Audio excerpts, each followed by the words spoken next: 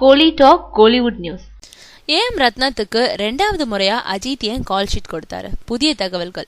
அஜித் போன்ற முன்னணி ஹீரோக்கள் ஒரு தடவை கால் ஷீட் கொடுத்தாலே கடவுளோட வரம் கிடைச்ச மாதிரின்னு சொல்லுவாங்க தயாரிப்பாளர்கள். ஏஎம் ரத்னத்துக்கோ அடுத்தடுத்து 2 படங்கள்ல நடிக்க கால் ஷீட் கொடுத்து இன்ப அதிர்ச்சியை கொடுத்திருக்காரு அஜித்.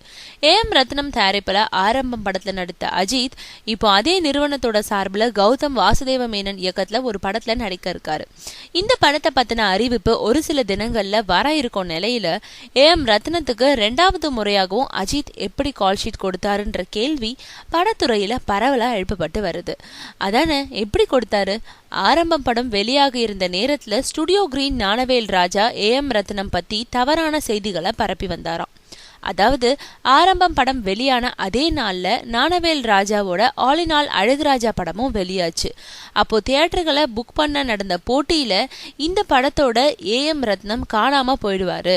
ஆனா நான் தொடர்ந்து படம் எடுக்கிற ப்ரொடியூசர், அதனால ஏன் படத்துக்கு தியேட்டர் கொடுங்கன்னு ஏஎம் ரத்னம் பத்தி ஞானவேல் ராஜா செஞ்ச பிரச்சாரம் அஜித் காதுக்கு வந்திருக்கு.